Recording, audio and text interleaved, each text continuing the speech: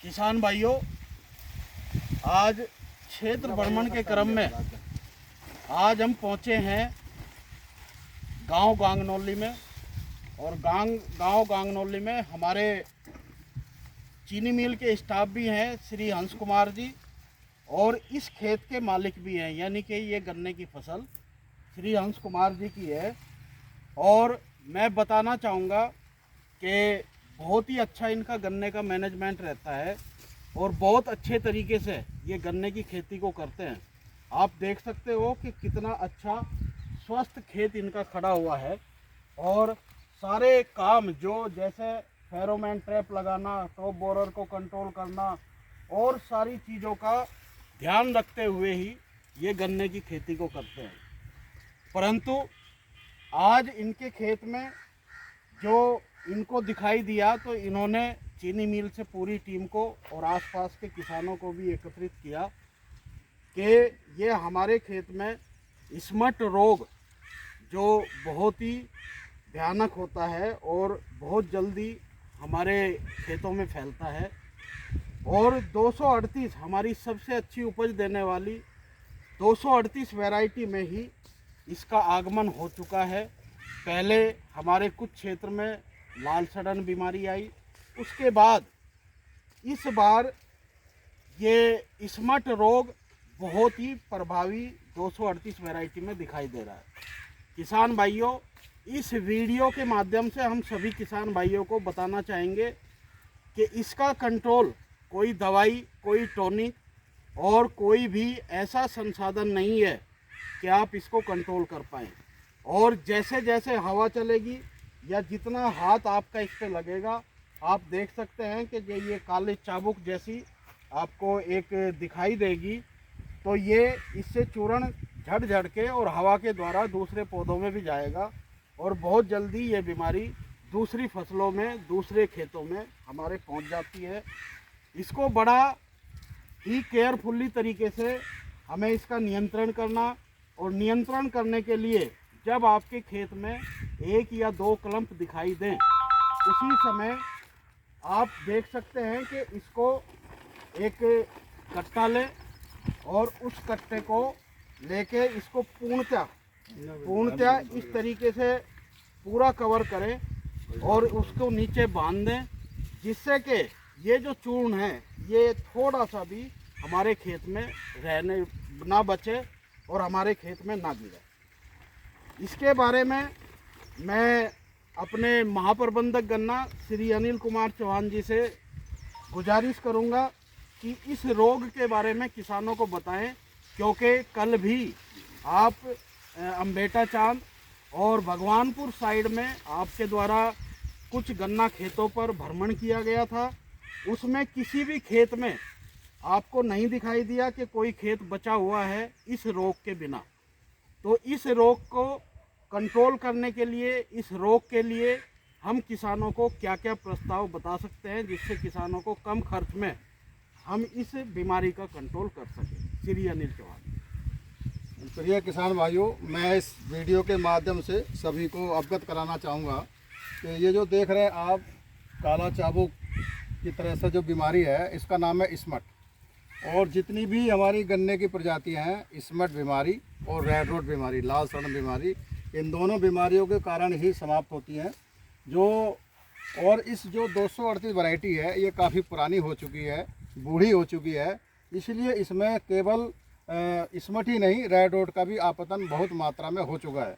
इसलिए इस वैरायटी को अब चेंज करना अति आवश्यक है, क्योंकि स्मट बीमारी और रेड रोड जो लाल सड़न बीमारी है, उसका कोई भी सटीक जो है ट्रीटमेंट ऐसा नहीं है जिसको अपना करके आप इस बीमारी से निजात पा सकते हैं। तो बेसिकली जो ये स्मट बीमारी है, इसकी वजह से जो हमारी पुरानी वैरायटी जो हैं, 1158 वैरायटी थी, बहुत बढ़िया थी, वो इसी वैरायटी से चली गई। एक 96-268 अर्ली वैरायटी आई थी, वो भी स्मट बीमारी की वजह से चली गई।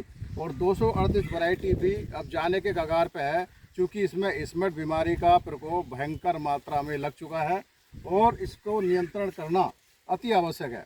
इसको नियंत्रण करने के बेसिकली 3 मुख्य जो है पैरामीटर्स हैं। नंबर 1, तो सीड का सिलेक्शन, जिस खेत में भी आप सीड का सिलेक्शन कर रहे हैं, जिस खेत से आप बीज ले रहे हैं, तो उस समय बीज को छांट करके बोएं। यदि कोई पौधा बहुत ही बारीक और लंबा हो जिस पे आपको शक हो कि इसमें जो है क्या नाम इसमें बीमारी हो सकती है, उसको छांट करके अलग कर दें, नंबर 1। नंबर 2, जो इसका मेन ट्रीटमेंट है वो है seed treatment through MHT plant. MHT sir रोकूंगा। किसान भाइयों, जैसा अभी हमारे महाप्रबंधक गन्ना महोदय द्वारा बताया गया कि इसका एक आइडेंटिफिकेशन है कि लंबी पोरी और पतला सा अगर जा रहा है तो उसको आप वहम कर सकते हो कि ये स्मट बीमारी से इफेक्टेड है। दूसरा MHT जो प्लांट है चीनी मिल में भी लगा हुआ है और ये फ्री में जो है किसानों को हम लोग सीड ट्रीटमेंट की सुविधा उपलब्ध कराएं हैं। अगर आप जो है गन्ने के बीज को सीड ट्रीटमेंट हॉट वाटर से यदि आप ट्रीटमेंट करते हैं तो उसके बाद ये जो बीमारी है, कंडवा बीमारी है, ये पूर्ण रूप से जो है आपके खेत में नहीं आएगी।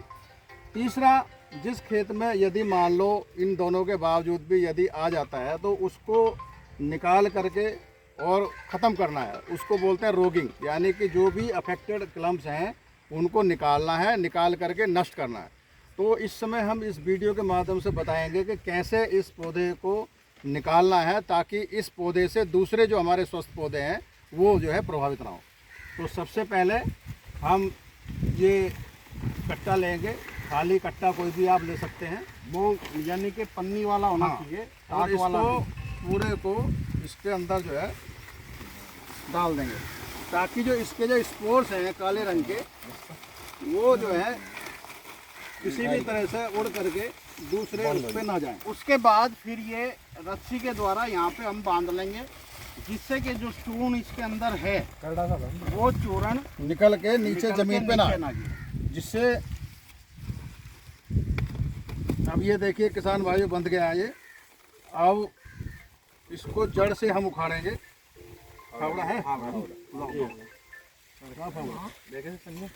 लो, इसको जड़ से उखाड़ेंगे।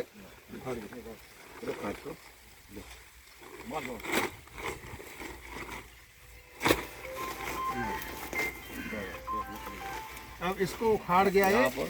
अब इसको उखाड़ करके हम बाहर इसको फेंक करके या तो इसको जला देंगे और या फिर जो है इसको गड्ढा खोद करके डाल देंगे। उसके उपरांत ये ब्लीचिंग पाउडर है, इसको डालने से क्या होगा कि जो भी इसके स्पोर्स यहाँ पे नीचे ब्लैक कलर के पड़े हुए हैं वो साइड में अगर आप इरिगेशन करते हो तो सिंचाई के द्वारा एक क्लम्प से दूसरे क्लम्प में ना तैर करके जाएं, उसको नियंत्रण के लिए कोई बात नहीं, उसके नियंत्रण के लिए हम लोग ये ब्लीचिंग पाउडर इसको जो है इस जहाँ से हमने ये पौधा निकाला है उसमें हम बुरक देंगे ताकि जो है इसके स्पोर्स जो है यहाँ पूरे मर जाएं और दूसरे जो क्लम्प हैं उनमें ना जाए।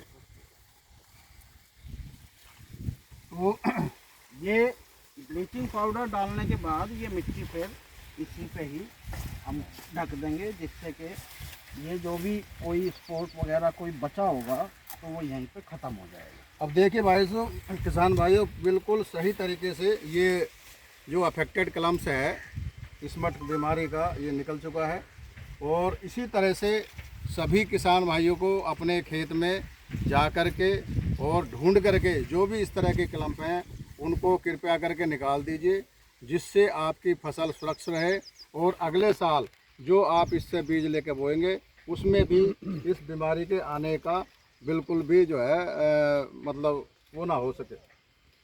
किसान भाइयों, मैं धन्यवाद दूंगा अपने महाप्रबंधक गन्ना महोदय को कि उन्होंने बहुत अच्छी जानकारी बहुत अच्छे तरीके से दी। ये इसके अफेक्टेड क्लम्प आप निकाल के बाहर जला दें या आप कहीं ज़मीन में गाड़ दें। उसके बाद आप अगर केमिकल स्प्रे कहीं पे कोई अगर स्पॉट रह गया तो प्रोपिकोनाजोल दवाई है, प्रोपिकोनाजोल 2 ml पर लीटर पानी में घोल बनाकर स्प्रे कर दें। अब सबसे अच्छा अगर एक तरीका है तो सबसे अच्छा तो है आपका ट्राइकोडर्मा। ट्राइकोडर्मा एक ऐसा हमारा ये है फंगस जो ऑटोमेटिकली ऐसी बीमारियों को अपने आप कंट्रोल किए रहता है। और ये हमारे स्टाफ भी हैं, हंस कुमार जी, और किसान भी हैं, इस प्लाट के मालिक भी हैं। इन्होंने ट्राइकोडर्मा का प्रयोग किया और ट्राइकोडर्मा के प्रयोग से हंस कुमार जी आपको क्या अनुभव आया, क्या आपको महसूस हुआ? सबसे पहले मेरा नमस्कार जी, सभी किसान भाइयों को नमस्कार। मेरा खुद का अनुभव एक स्टाफ होने के नाते वो तो है ही जो किसान को है, लेकिन खुद किसान के उससे भी बहुत है। मैंने ट्राइकोडर्मा इस क्षेत्र में थोड़ा प्रयोग करने के लिए छोड़ दिया था। उसका इफेक्ट ये आपके सामने भी उखाड़ कर दिखाया, इसमें पड़ा और इधर अगले हिस्से में मैं इसमें गिरा, उसमें ये कलम मुझे दिखाई नहीं दिए। उससे आगे चल के मैंने गेहूँ की फसल ली, मेरा 5.5 क्विंटल पर बीघा हुई, और वो सिर्फ देन है ट्राइकोडर्मा की। उसमें गेहूं में कोई रोग नहीं, मरज नहीं, कुछ नहीं, स्वस्थ बीज, स्वस्थ बहुत अच्छा लगा। उसके बाद मैंने 15-0-23 की वैरायटी बोर अभी इससे पहले हो रही है, वो भी जो लोग देख रहे हो कह रहे हैं कि भाई तेज तो होती नहीं, मेरे यहाँ सबसे बेस्ट जमाव उसका हो रहा, मोटा पौधा निकल रहा, बड़ी चौकी हो रही है, मुझे बहुत ही बढ़िया लगा। मेरा तो सभी से रिक्वेस्ट है, किसान भाई से अपील भी है कि हर खेत में कुछ भी लगा मैं ट्राइकोडर्मा का प्रयोग जरूर करें। उसका मुझे बहुत रिजल्ट मिला। और मेरे दोनों सीनियर अधिकारी, इनका बार बार यही आग्रह रहा कि ये ट्राइकोडर्मा लगवाओ, इनके निर्देशन में ही मैं ये करा और मुझे बहुत अच्छा लगा। मेरा सबसे आग्रह है कि इसका जरूर प्रयोग करें। धन्यवाद। धन्यवाद हंस कुमार जी। अब मैं किसानों को यही संदेश देना चाहूँगा कि हमारे जो भी प्लाट 238 के हैं, अपने खेत में घूम के जो हमने अभी आपको क्लम्प दिखाया, अगर ऐसा रोग है तो जिस तरीके से वीडियो में बताया गया उस तरीके से बड़ी ही सावधानी पूर्वक उस क्लम्प को निकाल लें, और निकालने के बाद उसको जला दें या ज़मीन में गाड़ दें, और उसके बाद ब्लीचिंग पाउडर का थोड़ा सा, जहाँ से क्लम्प निकाला है, थोड़ा 1 चम्मच उस जगह बुरकाव कर दें, और बुरकाव करने के बाद वो मिट्टी वहीं पे ढक दें, जिससे अगर कोई फंगस का कुछ कण अगर वहाँ पे होगा तो वो समाप्त हो जाएगा। और उसके साथ साथ अगर आप तुरंत प्रोपिकोनाजोल दवाई का 2 ml प्रति लीटर पानी में घोल बनाकर स्प्रे कर दें, तो जो किसी पत्ती पर अगर कोई चूर्ण काले वाला इसका डला भी होगा तो इसका इफ़ेक्ट कम हो जाएगा।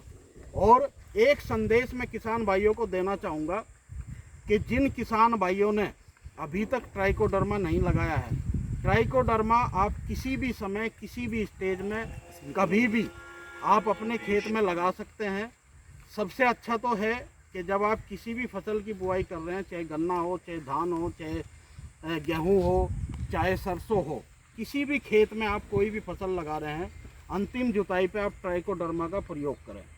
और अगर आप अंतिम जुताई पे नहीं कर पाए तो पहली सिंचाई पे आप ट्राइकोडर्मा का प्रयोग करें।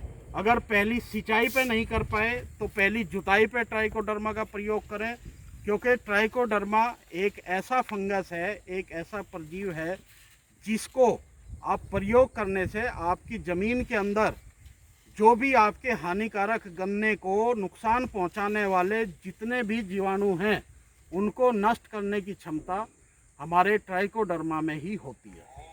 इसी वजह से चीनी मिल के द्वारा ट्राइकोडर्मा 20% अनुदान पर, हमारे चीनी मिल गांगनौली में 20% अनुदान पर आपको ट्राइकोडर्मा वितरित किया जा रहा है।